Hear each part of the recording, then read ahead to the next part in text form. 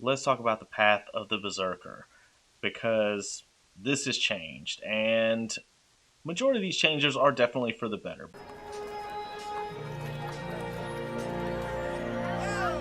That level of exhaustion for Path of the Berserker, not a lot of people played it unless it was a one shot because it was just too big of a risk. Let's talk about what they've changed in the new UA. If you use Reckless Attack while your rage is active, you deal extra damage to the first target you hit on your turn with a strength based attack. To determine the extra damage, roll a number of d6s equal to your rage damage bonus and add them together. The damage has the same type as your weapon or unarmed strike using for the attack. This is awesome. So whoever you hit with your first attack on a turn, start out with a +2. That's 2 extra d6.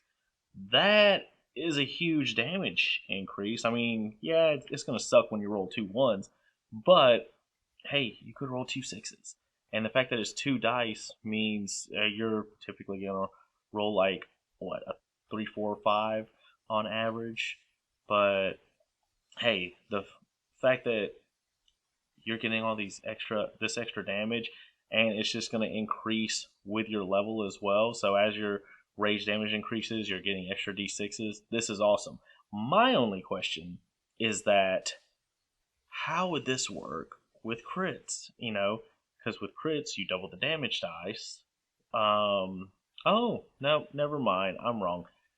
The new UA crit, you only double the weapon damage. So anything after that doesn't get doubled. So never mind. That already answers my question. Mindless Rage has changed. Before, your Mindless Rage is if you were under the charm or frightened condition, then they were suppressed. Well, now you're just immune to those conditions.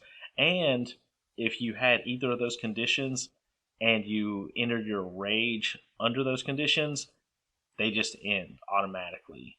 This is much, much better. I like this a lot better because, if you rage and it's gone, when you come down, would it still be there or would it already be gone? Which, I mean, really depends on the circumstance. I could see why it would be suspended, possibly. Like that adrenaline rush is what gets you through it. But I like to think that this one is your adrenaline rush gets you through it and just lets you keep going through it. And by the time it calms down, you've already dealt with whatever it is. So, the frighten and charm isn't going to matter by that point. All right. The other thing is retaliation. You used to get this at 14th level. Well, they've moved this back to 10th level, which I like this. Or I guess I should say moved it up to 10th level because you'll get it sooner.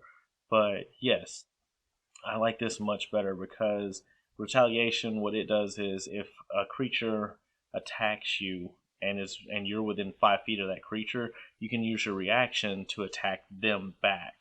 And so now you can make a weapon or uh, unarmed strike against them. And this is something you should get at an earlier level and not later in 14.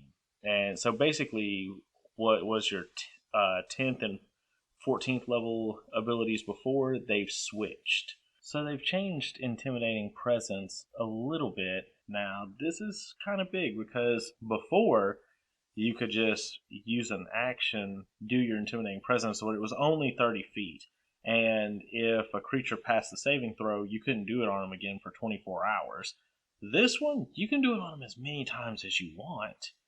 I really like that. And, you get one use of it for free, and then you can use it more times by getting rid of some of your rages if you want to do so. So, and then they're done, they're fighting for 1 minute. They can end it on there, but I mean they're gonna have to keep repeating that saving throw, and if creatures are keep repeating saving throws, a bunch of creatures, guess what?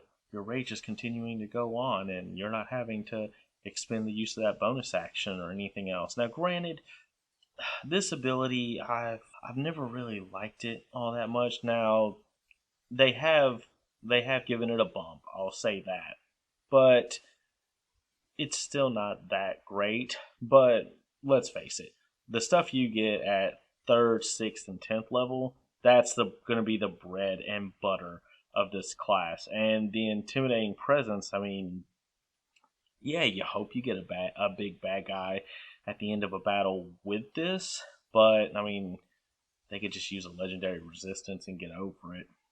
Yeah, I mean, this is something you hope that the big bad has a bunch of minions that you can do it on the minions, or it's something you're going to use to get rid of the cannon fodder that you're using to get to the big baddie at the end. And I mean, it's going to be good for that, but for anything else, not really. The your big baddies aren't really going to be concerned with it. Their saving throws are probably actually going to be so high that they're not going to fail them most of the time. But who knows? They can. It's always a possibility. But I really like this. I like these changes a whole lot more than what the Path of Berserker was, because I would actually play this class, and I'd actually want to play this class now. I'd actually love to give it out a try in an actual play test. But these are all good changes, and I hope they do more stuff like this with some of the other ones, because the one before, I didn't want to touch it. I didn't want to deal with those levels of exhaustion. It was just too much. But what do you guys think? Are you guys excited about this? Would you actually want to play this barbarian subclass now? And tell me in the comments. Tell me if you don't, also in the comments. I'd just love to hear uh, whether you would, wouldn't, why not, or if you guys thought that these changes were even good or not. But hey, until then, keep having fun at your gaming tables, and I'll see you in the next video.